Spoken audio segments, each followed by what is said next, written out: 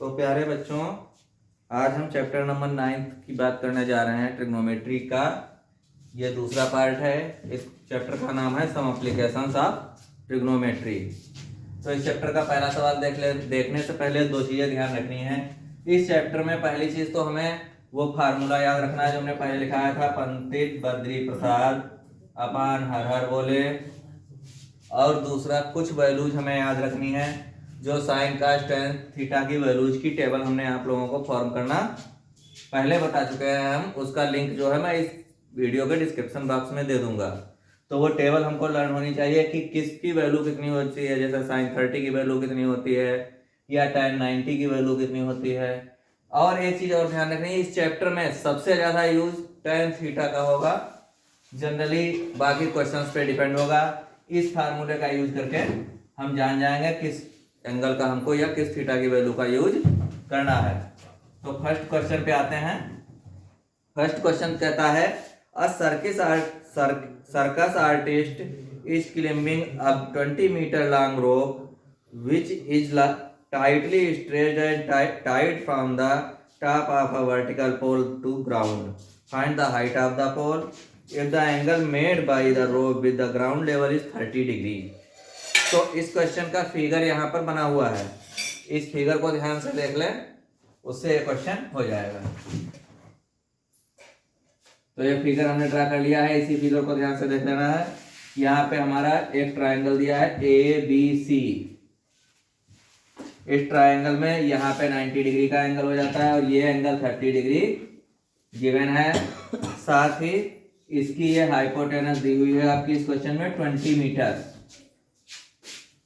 Metre hypotenuse दी हुई है। और हमको फाइंड करना है इसमें हाइट ऑफ द पोल।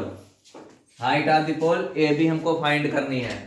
अब इस क्वेश्चन को यहां से ध्यान से देखें। हाइपोटेनस गिवन है और हमको परपेंडिकुलर फाइंड करना है। तो वो रेशियो हम लिखेंगे जिसमें हाइपोटेनस और परपेंडिकुलर दोनों वर्ड आते हों। तो वो किसमें आएगा? पहला वाला P अपान एच, परपेंडिकुलर अपान हाइपोटेनस। पहली वैल्यू हमारी होती है साइन थीटा की। तो इस टाइप से हम यहाँ पे लिख सकते हैं sine 30 equals to AB upon AC। Sine 30 की वैल्यू डालेंगे। साइन 30 की वैल्यू हो जाती है 1/2। और यहाँ पे AB की वैल्यू हमको फाइंड करनी है, हमको पता नहीं है ये हाइट ऑफ द पोल है। AC की वैल्यू हो जाती है 20। इसको क्रॉस मल्टीप्लाई कर देंगे। इसकी मल्टीप्लाई इधर करेंगे, इसकी इधर करेंगे, तो क्या हो जाएगा 2AB इक्वल्स टू 20 और 2 अपान में चला जाएगा। AB equals to 20/2। 2 1 जा 2, यह आ जाएगा 10। AB इक्वल्स टू 10 मीटर हमारा आंसर आ गया। इसको हम चाहें तो ऐसे लिख सकते हैं, height of the pole equals to 10 metre. First question हमारा सॉल्व हो चुका है, इसको नोट कर लें। नेक्स्ट क्वेश्चन को थोड़ा ध्यान से पढ़ना है आपको। ये क्वेश्चन कहता है, a tree breaks due to storm. अब यहाँ पे देखें, सबसे पहले हम एक ट्री को बना लिया हमने, ये हमारा ट्री हो गया। अब क्वेश्चन कह रहा है तूफान आया और ये पेड़ टूट गया, लेकिन पेड़ टूटा किसी ऊंचाई से, यहां से टूटा तो ये ऐसा जमीन में गिरेगा, दूसरी साइड थोड़ी दूर पे टच करेगी जमीन को।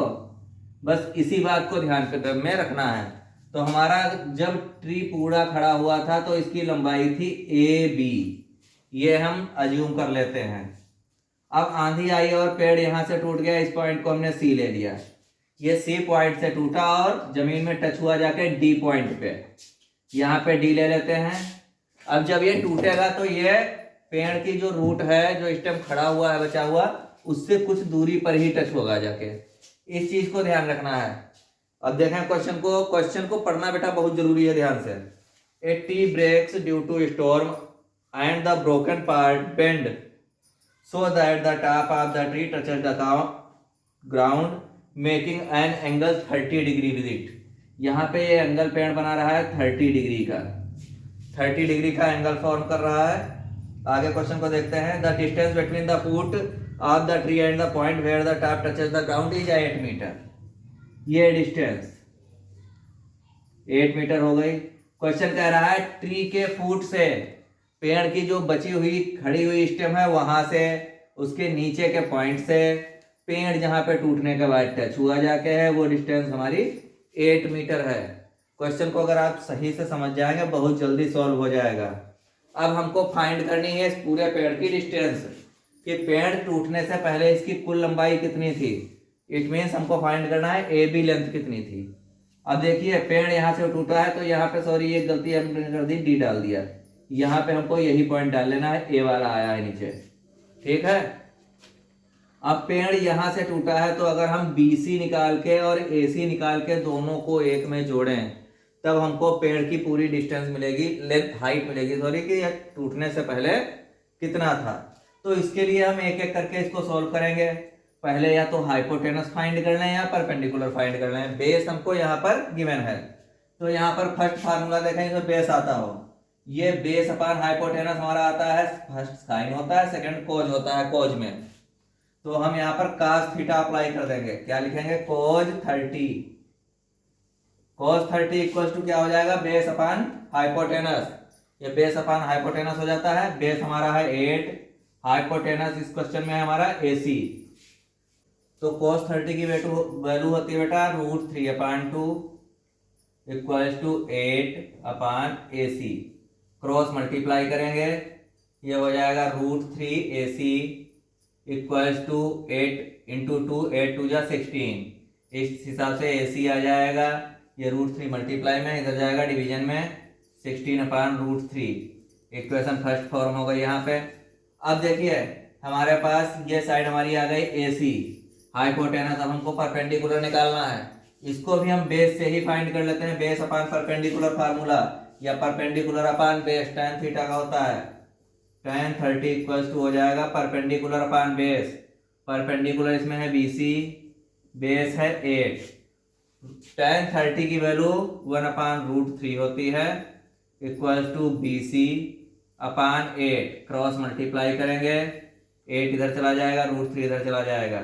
या खाली √3 को ही अगर हम उधर भेज दें, वो सॉरी 8 को उधर भेज दें तब भी ये सही हो जाएगा। अगर केवल हम 8 को इधर भेजेंगे तो ये हो जाएगा BC इक्वल्स टू 8/√3। ये इक्वेशन सेकेंड बन गई। अब यहाँ पे देखिए हमको AC फाइंड हो गई है और BC फाइंड हो गई है। अगर इन दोनों को हम ऐड कर दें तो पेड़ की टूटने से पहले जो हाइट थी वो हमको मिल जाएगी। तो यहाँ पर लिखेंगे height of the tree before it breaks. ये टूटा है उससे पहले पेड़ की हाइट क्या थी। इसके लिए हमको क्या ऐड करना होगा, AC प्लस BC। AC की वैल्यू दी हुई है यहाँ पे 16√3 प्लस BC की वैल्यू हो जाएगी 8√3। इन दोनों को ऐड करेंगे, जब डिनोमिनेटर सेम होते हैं ऊपर वाले नंबर ऐड हो जाते हैं। 16 में 8 ऐड करेंगे 24/√3। अब नीचे √3 है, इसका रेशनलाइजेशन करने के लिए हम इसी नंबर से अपान में और ऊपर मल्टीप्लाई कर देंगे दोनों साइडों में। 24√3 अपान में 3 आ जाएगा। 3 से 24 कट हो जाएगा, 3 8 जा 24। अब हमारा आंसर क्या आ जाएगा इस हिसाब से 8√3 मीटर। ये हाइट हमारी थी पेड़ के टूटने से पहले। ये दूसरा क्वेश्चन भी सॉल्व हो गया है। तीसरे क्वेश्चन में दो पार्ट हैं, जैसे एक पार्ट होगा वैसे ही दूसरा पार्ट होगा। क्वेश्चन को पहले ध्यान से पढ़ते हैं। A contractor plans to install 2 slides for the children to play in park. For the children below the age of 5 years, he prepares to have a slide whose top is at a height of 1.5 meters and is inclined at the angle of 30 degree. Second part इसका कहता है where is the elder children? She wants to have a steep slide at a height of 3 meters inclined at the angle of 60 degree to the ground. What should be the length of the slide in each case? तो हम first slide की यहाँ पे बात कर लेते हैं। Question है हमसे कह रहा है कॉन्ट्रैक्टर को कॉन्ट्रैक्ट मिला है 2 स्लाइड्स बनाने का। स्लाइड क्या होता है, जिसपे बच्चे चढ़ के ऐसे फिसलते हैं। इधर से बच्चों के चढ़ने के लिए सीढ़ी लगी होती है या यहाँ पर स्टेप्स बनी होती हैं, बच्चे इधर से चढ़ जाते हैं और यहाँ से चढ़ के नीचे फिसलते हैं। इस चीज को हम बोलते हैं स्लाइड, जो पार्क्स में बनती हैं। तो ये एक कॉन्ट्रैक्टर को 2 स्लाइड बनाने का कॉन्ट्रैक्ट मिला है। फर्स्ट स्लाइड जो है वो छोटे बच्चों के लिए बनानी है। तो उस स्लाइड में इनको क्या करना है, हाइट रखनी है 1 मीटर की। ये जो स्लाइड बनेगी इसकी ये सीधी हाइट रखनी है उसको 1.5 मीटर, और ये इंक्लाइंड है, अर्थात इसका जो झुकाव है वो 30 डिग्री के एंगल पर है। यहाँ पे इस ट्राइंगल का हम नाम डाल लेते हैं। यह क्वेश्चन कंप्लीट हो गया। इसमें हमको फाइंड क्या करना है, फर्स्ट वाले में length of the slide, slide की लेंथ, ये चीज हमको फाइंड करनी है। स्लाइड की length it means AC find करना है। तो फर्स्ट केस का हम निकाल लेते हैं। ऐसा फार्मूला ढूंढते हैं इस अपने फिगर से जिसमें परपेंडिकुलर और हाइपोटेनस हो। परपेंडिकुलर और हाइपोटेनस किस में होता है, साइन थीटा में। तो फर्स्ट हम निकालेंगे साइन 30, यहां पे डाल देते हैं for first slide. First slide की बात करते हैं अभी। साइन 30 इक्वल टू क्या हो जाएगा, परपेंडिकुलर अपान हाइपोटेनस। परपेंडिकुलर हमारा कितना है 1.5 और हाइपोटेनस कितना है AC। साइन 30 की वैल्यू होती है 1/2, 1/2 इंटू 1.5 इंटू अपान में AC। क्रॉस मल्टीप्लाई करेंगे इसकी तो 2 की मल्टीप्लाई हो जाएगी 1.5 से और AC की मल्टीप्लाई हो जाएगी 1 से। 1 से किसी चीज की मल्टीप्लाई होती है तो वो नंबर चेंज नहीं होता है। 1.5 की अगर 2 से मल्टीप्लाई होगी तो ये हो जाएगा 3.0। ये हमारी हाइट आ गई फर्स्ट स्लाइड की। अब आ जाते हैं सेकेंड स्लाइड पे।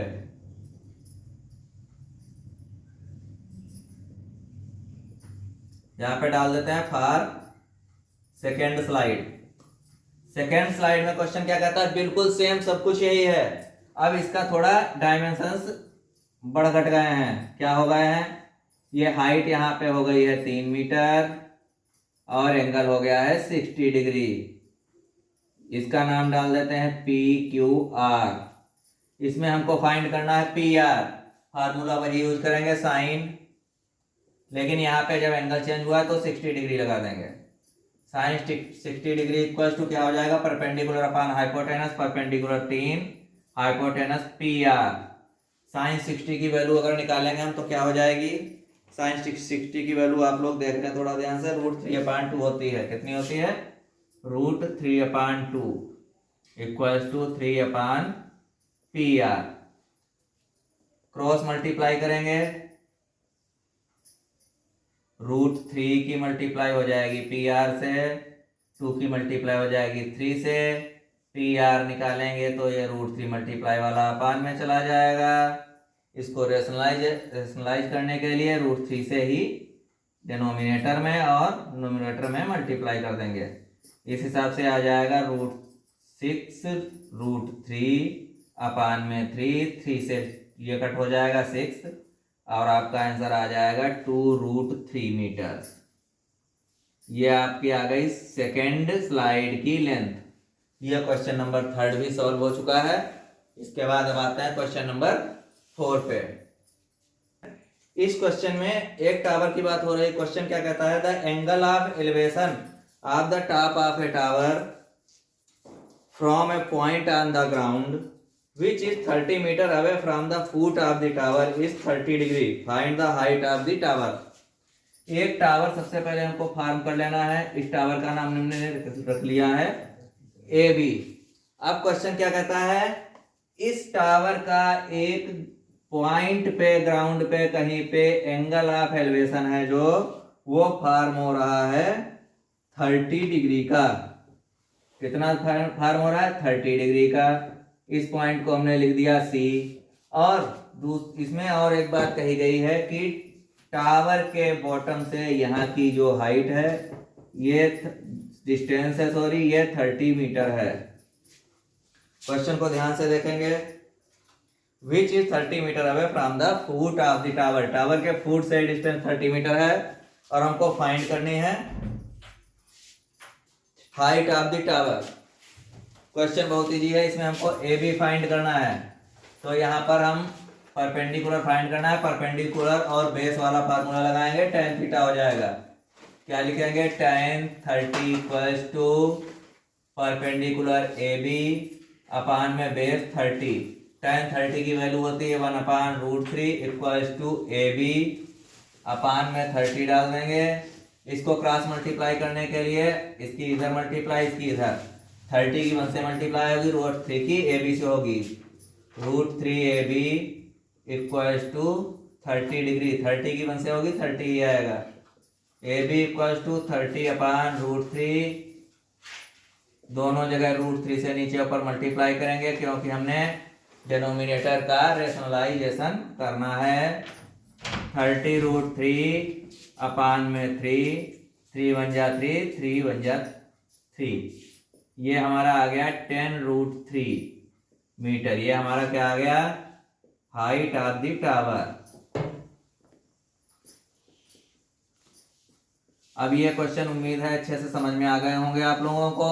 इन क्वेश्चन को थोड़ा ध्यान से पढ़ें, समझें और हमारे वीडियो को थोड़ा शेयर कर दिया करें अपने फ्रेंड्स को, जिससे उनकी हेल्प भी हो जाएगी और थोड़ी हमारी भी हेल्प हो जाएगी। थैंक यू बेटो।